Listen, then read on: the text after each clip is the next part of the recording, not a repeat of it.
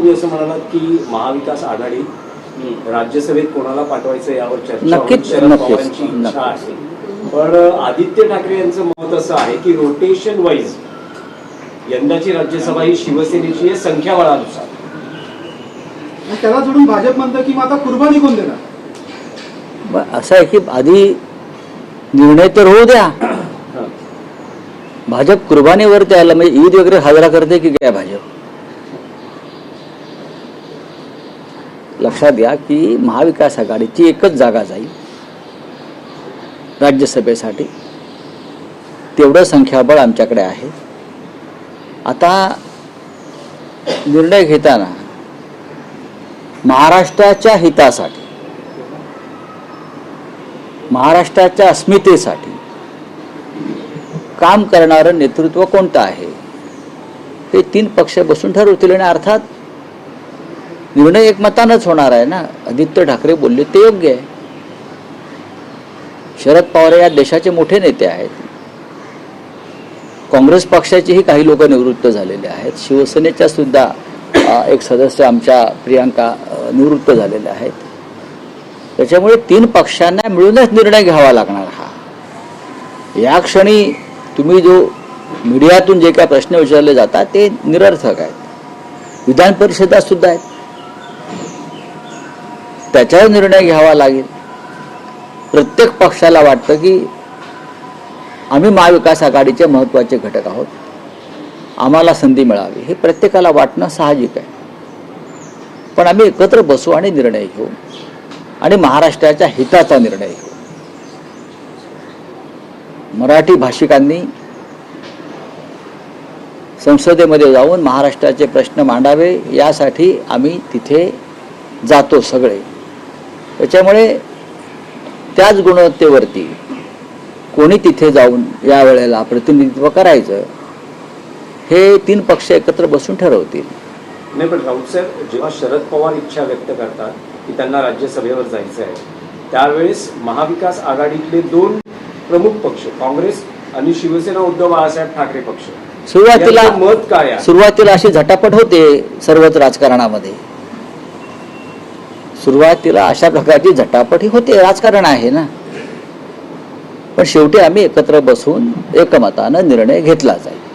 त्याच्यामध्ये काँग्रेस असेल, राष्ट्रवादी काँग्रेस असेल, काँग्रेसचा निर्णय हा दिल्लीतून होतो, बरोबर. शिवसेना आणि राष्ट्रवादी काँग्रेस, शरद पवार हे निर्णय मुंबईतच होतात किंवा महाराष्ट्रात होतात. एकत्र बसून निर्णय घेतले जाते. जो कुर्बानीचा संदर्भ आहे तो आहे विधान परिषदेच्या जागेसाठी. जर राज्यसभेवर शरद पवारांना पाठवायचं असेल तर त्यानंतर येणारी जी विधान परिषद निवडणूक आहे, तुम्ही असं म्हणतात की उद्धव ठाकरेंनी ती लढवावी, उद्धव ठाकरेंनी पुन्हा विधिमंडळात जावं अशी पक्षाची, जशी महाराष्ट्रामध्ये. काँग्रेसचं मत असं आहे की प्रत्येक वेळी एनसीपी शरद पवार, शिवसेना युपीटी यांनाच नाही तर आम्हालाही संधी मिळाली पाहिजे. तर उद्धव ठाकरेंचं जाणं थोडंसं कठीण दिसतंय. अजिबात कठीण नाही. कठीण कशा करता असेल? राज्याचे माजी मुख्यमंत्री आहेत, शिवसेना पक्ष प्रमुख आहेत. त्याच्यामुळे विधान परिषद कोणी लढवायची, राज्यसभा कोणी लढवायची या संदर्भात मी म्हटलं ना, निर्णय घेतला जाईल. राज्यसभेच्या बाबतीमध्ये सुद्धा शरद पवारांसारख्या नेत्याची इच्छा आहे. त्यांची संसदीय कार्य परंपरा फार मोठी आहे. अशा वेळेला त्यांचा पक्ष काय भूमिका घेतो आहे किंवा ते स्वतः काय उघडपणे भूमिका घेतात त्याच्यावरती बऱ्याच गोष्टींचे निर्णय होतील पुढे. शिवसेनेचं संख्याबळ सगळ्यात जास्त आहे 20, त्यानंतर काँग्रेस 16 आणि शरद पवारांचं बळ हे 10चं आहे. तरी आम्ही महाविकास आघाडी म्हणून इतर घटक पक्ष लहान असताना आम्ही 50 पर्यंत जात आहोत. जिंकण्यासाठी 37 मतांची गरज आहे, म्हणजे आमच्याकडे पुरेसं संख्याबळ आहे. विधान परिषदेमध्ये माननीय उद्धव ठाकरे यांनी जावं अशी आमच्या सगळ्यांची इच्छा आहे.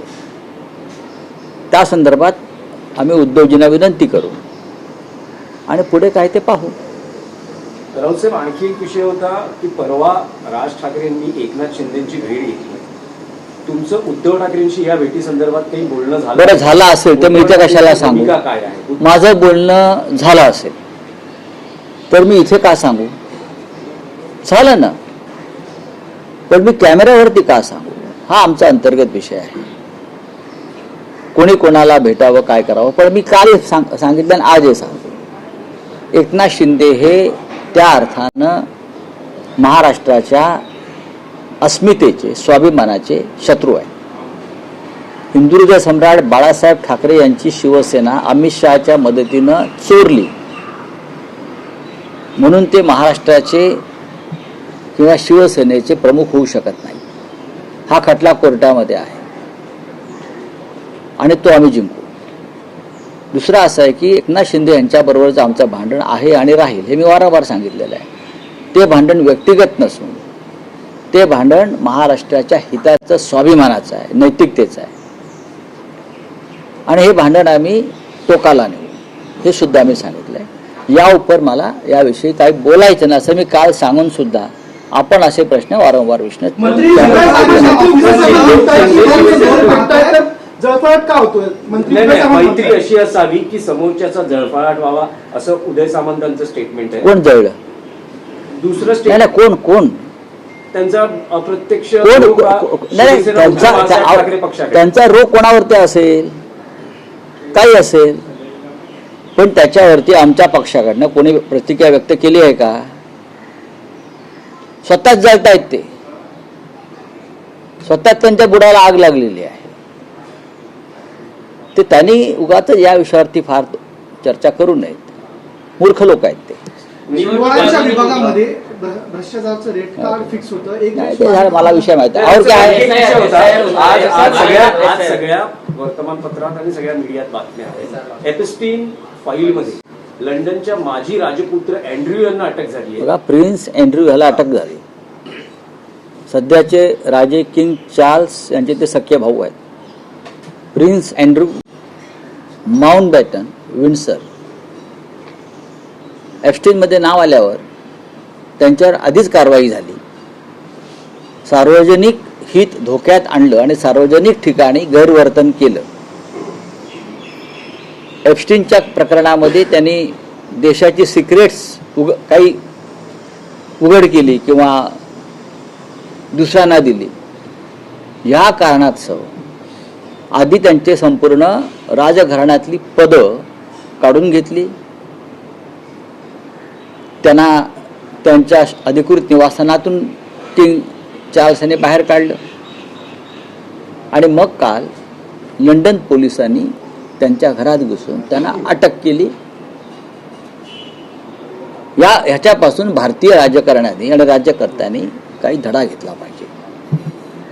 भारतातल्या अनेक राजकारणी आणि उद्योगपतींचं नाव या प्रकरणात आलेलं आहे. नरेंद्र मोदी गुलामीच्या खुणा पुसायच्या आहेत म्हणून त्यांनी ब्रिटिशांनी बनवलेल्या संसदेच्या समोर नवीन संसद बनवली. का तर म्हणजे गुलामीच्या खुणा पुसायच्या आहेत. साऊथ ब्लॉक हे प्रधानमंत्र्यांचं कार्यालय, तिथून ते 2 दिवसापूर्वी नवीन स्वतःच्या कार्यालयात वेगळ्या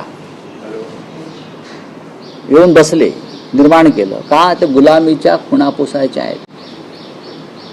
पण त्या ब्रिटननं राजघराण्यातल्या राजपुत्रावरती कारवाई केली, त्याला तुरुंगात पाठवलं एप्स्टीन प्रकरणात. आणि आजही काही मंत्री जे सरळ एप्स्टीनच्या संदर्भात रेकॉर्डवरती आले आहेत ते आपल्याबरोबर वावरतायत आणि फिरतायत आणि मंत्रिमंडळात आहेत. कसली गुलामीच्या गोष्टी तुम्ही करताय? ब्रिटनकडून ब्रिटन द ग्रेट का आहे? द ग्रेट ब्रिटन का म्हणतात? द ग्रेट ब्रिटन अजूनही म्हणतात. ते यासाठी तिथे कायदा सगळ्यांसाठी समान आहे आणि लोकशाहीमध्ये जनतेच्या हक्काचं रक्षण केलं जातं.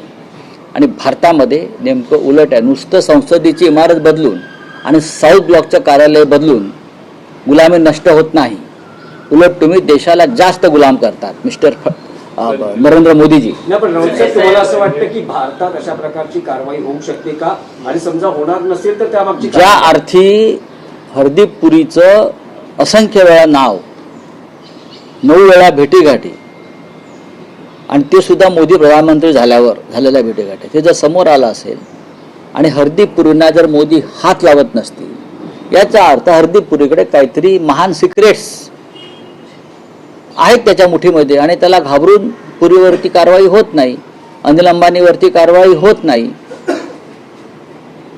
इटलीच्या प्रधानमंत्र्यांनी मेलिना यांनी बिल गेट्सच्या लॅबमधून निर्माण होणाऱ्या सर्व उत्पादनांवरती इटलीमध्ये बंदी घातली आहे एप्स्टीन फाईलमध्ये नाव आल्यामुळे. आणि आम्ही बिल गेटचं स्वागत करतो देशामध्ये. चंद्रबाबू नायडू स्वागत करतात, दिल्लीत त्याचं स्वागत होतं.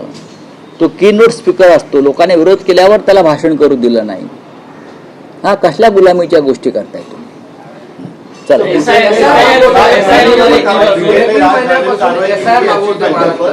ब्रिटेन में राजघराने में कार्रवाई की गई है। प्रिंस एंड्रू माउंटबैटन विंडसर, उनके ऊपर इंग्लैंड के सरकार ने कार्रवाई की है, द ग्रेट ब्रिटेन के सरकार ने कार्रवाई की है. क्यों? एक तो एपिस्टन फाइल में उनका नाम आया, एक लड़की ने उनके ऊपर आरोप किया कि मेरा शोषण किया, उसके बाद उनके ऊपर कानूनन कार्रवाई हुई, राजघरानों के सब किताब उनसे छीन लिए गए, उसको अरेस्ट किया, उसको जेल में भेजा गया. ये द ग्रेट ब्रिटेन की कार्रवाई है.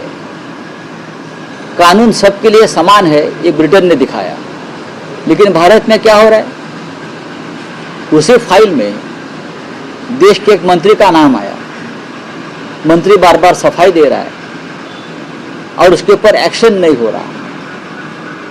तो भारत के प्रधानमंत्री ने द ग्रेट ब्रिटेन से कानून के बारे में और सार्वजनिक आचरण के बारे में, नियमों के बारे में कुछ सीखना चाहिए. आपने सिर्फ गुलामी की क्या एक प्रतिकृति पुरानी संसद को बदलकर नई संसद बना दी.